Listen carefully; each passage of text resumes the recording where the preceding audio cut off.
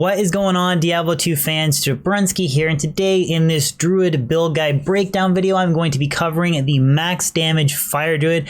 Now, this character is not a meme, it is very expensive, and it is kind of somewhat limited to the areas that it can effectively farm, but it's definitely a really cool character and super niche, so I wanted to break it down for you guys in this video, so hopefully you guys enjoy it. And as always, timestamps will be in the description below, so if you guys want to just jump ahead to the gear or the gameplay, they're there for you guys to use, so please take advantage of them. Other than that, guys, really do hope you enjoy this video. Let's jump in. There's three main points that I want to cover about the Fire Druid specifically before we dive into the gear and the gameplay of this particular build, and that is because, in my personal opinion, a lot of people frown on this build because they either don't understand these 3 points or they don't practice the character enough to actually get decent at the different style of gameplay that's really evolved around the Fire Druid.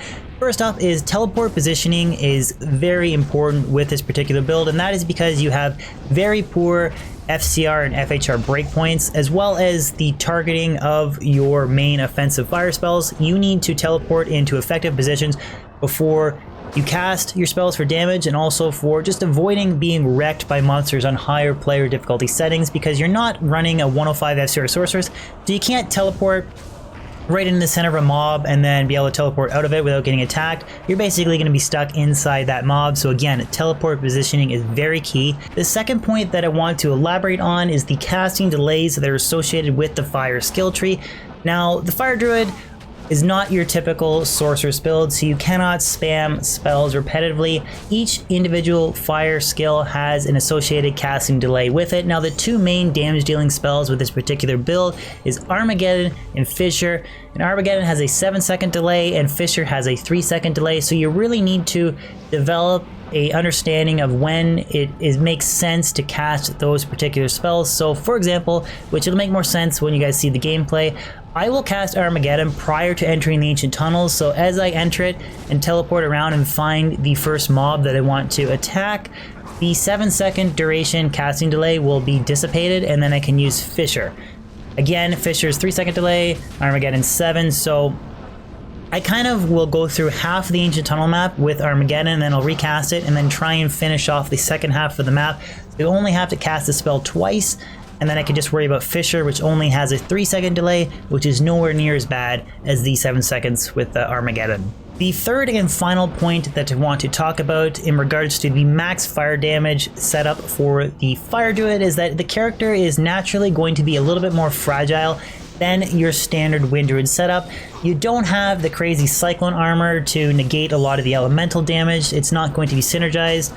You don't have a really high Oak Sage unless you actually choose to sacrifice Fire Skill 3 points to boost Oak Sage, which again is an option, but since this particular build that I'm breaking down is the max damage setup, I just want to make it very clear that it is a little bit more of a fragile character. And again, tying back into the first and second points, you need to play a little bit more careful with the Fire Druid, so proper teleport positioning and then knowing your casting delays and how to utilize them so that you do not get run over on higher player difficulty settings. But that really covers the three main points that I think need to be explained about the Fire Druid specifically for those that have just tried the character for like a couple minutes, hate it, and then go back to the sorceress. So now that that has been touched on, we'll dive into the attributes, quick look at the skill tree, and then gear and gameplay. So I really only want to briefly touch on the attributes. Very simple, max Vita with enough strength to wear the gear, so 156 Spirit Monarch Shield, nothing dexterity, nothing in energy, and everything into vitality. Now the resistances, they're almost capped for lightning. You can get 80 res with the Phoenix Shield. Fire res is not too important because of the heavy amount of fire absorb on the Rumored Phoenix. Don't have much into cold and don't have much into poison, but it's really not too big of an issue because I mostly farm the ancient tunnels with this build. Now, in terms of other important breakpoints to touch on, this is the 68 FCR breakpoint. You can't really get 99 with the particular weapon that I'm using on this setup, which you'll see when we dive into the gear. I have 20 faster hit recovery, which I get between my boots, and 2 FHR small charms, so that's very poor. You don't have the juicy 55 FHR from the Rumored Spirit. Now I have 8 damage reduction from Enigma, and I have 152 MF. That is because I'm running a full skiller inventory, so you can get upwards of just about 200 with the Geat's Grand Charm. Again, that's up to you. But that basically covers the attributes. So now I want to just touch on the skill tree. Summoning, I just have one hard point into each of these skills that you see. One for Summon Grizzly, that's our tank, and then one into Oak Sage. Now I did mention earlier that you can put more points into Oak Sage if you want more life, but I chose the maximum damage setup, so I just went with one hard point in all these, and I'm only using Grizzly for a tank and Oak Sage to boost my life. Shapeshifting, nothing. This is a max fire druid, or max fire damage druid setup, excuse me, so nothing into shapeshifting. Now elemental is where I just fully synergized anything that had to do with fire, so one into Arctic Blast, one to Cyclone, one to Twister, Tornado, and Hurricane to unlock Armageddon, and then going down, we maxed Firestorm, maxed Fissure, maxed Volcano, maxed Armageddon, and I'm continuing to put more points into Molten Boulder to fully synergize the fire damage. But this is 13.3k maximum fire damage on Armageddon, and then almost 5k fire damage on Fissure. Now that might seem a little bit low, you might be like 5k, but you need to remember that each one of the holes in the ground when you cast Fissure, that's 5k, and if a monster pack is moving through that, and they're stepping on multiple Fissure holes, they're taking a lot more, excuse me, than the fire damage you see on the screen.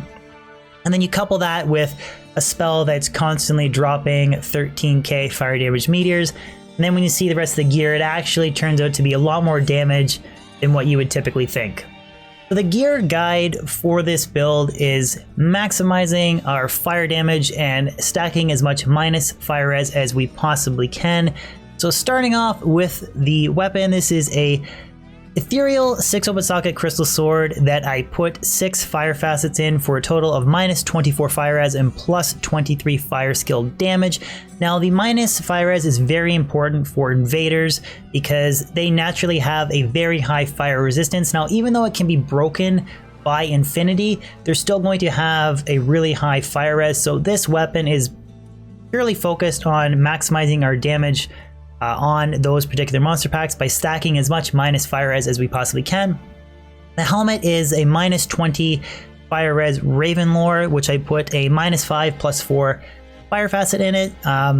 Everything that a fire druid wants, elemental skills, res, and tons of minus fire res. The shield, excuse me, is the Phoenix Runeward, Vex Low Jaw for the Redemption Aura, and massive minus enemy fire resistance. It has a lot of other nice attributes like maximum fire res, light res, and fire absorb. Caster Amulet, this is a 2 elemental skills, 8 FCR caster Ami with additional resistance. Now the FCR is important because pairing this 8 FCR with Mage Fist is fire skills and 20 FCR. Arachnid's Mesh, again 20 FCR, 1 to all skills, and then 2 10 FCR rare rings that have resistance on them. This combination of 20 here, 20 here makes 40, 50, 60, and then that 8 is how I reach 68 FCR, because again, we're not using Hodo or Suicide Branch or anything like that with this particular build. This Crystal Sword is all kinds of damage, but very poor for stacking FCR res, so that is how I get the 68 FCR breakpoint.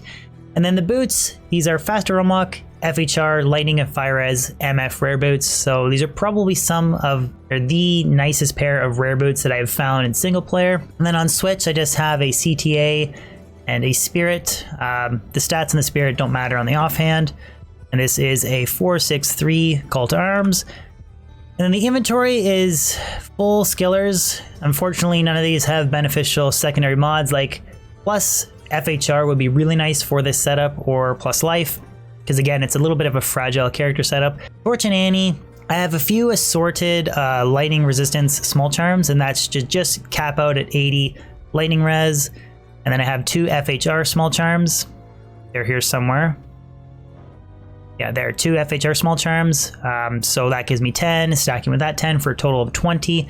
Again, we're nowhere near like the standard 63 setup for a Wind Druid because we don't have Spirit. And the rest is just MF small charms. So if you wanted to, you could stack like 20 Lifer small charms or Lifer MF small charms just to boost your Fire Druid to make him a little bit less fragile. But that covers the gear and the inventory. So we'll take a look at the Mercenaries gear. This is kind of a standard, any elemental damage dealing setup build you've seen on my channel. Running my Champ, Vamp Gaze for DR, cannot be frozen, Fortitude for damage, and then Infinity for that Conviction aura. So again, carrying along with the theme of stacking as much minus fire res as we specifically can for this build to just crank out our damage. Now, I did just want to show the difference of damage here. So this is basically, 12 to 13.5k with fire sword setup. Now, if you switch to something, unfortunately, I don't have Hodo. So if you switch to something like a Suicide Branch,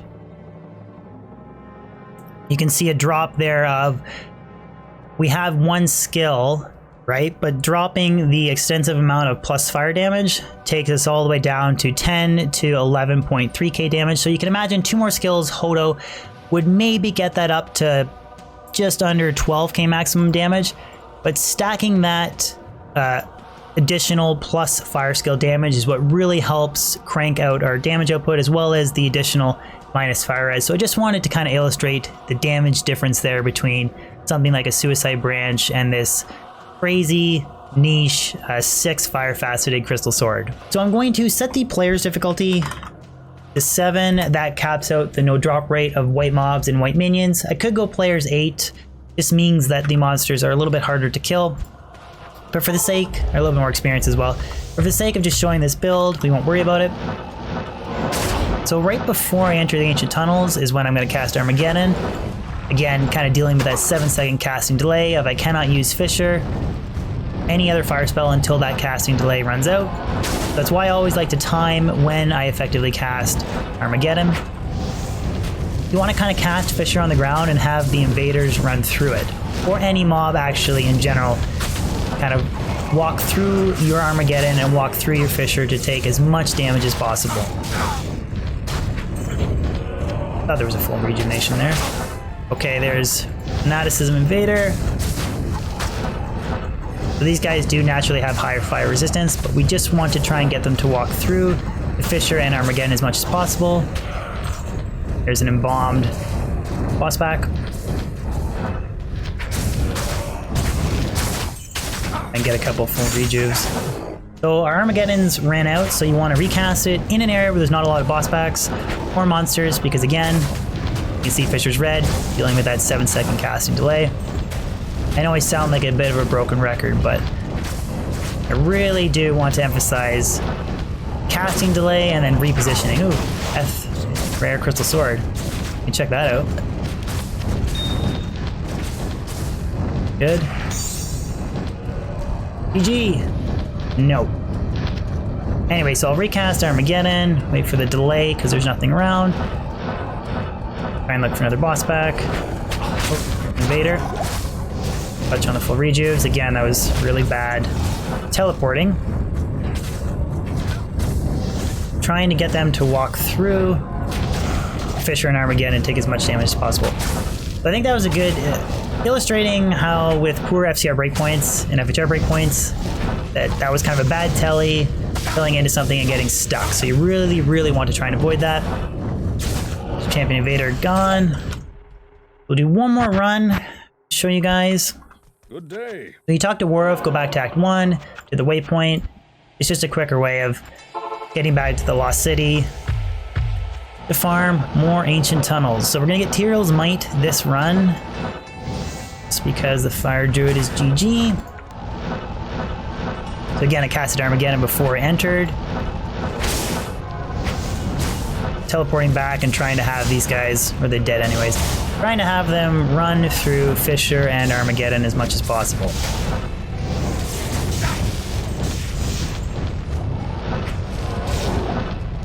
Sitting back, repositioning, run through my fire spells, take as much damage as possible.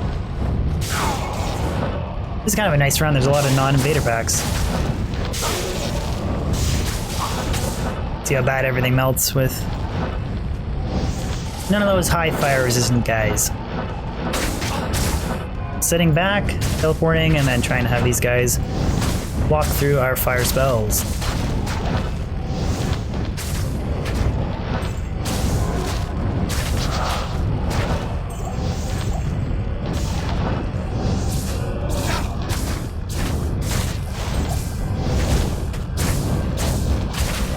here's kind of where difficult to try and get them to walk through my spells, and my Oak Sage died.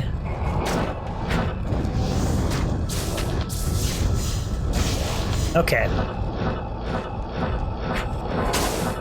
Always one boss back here.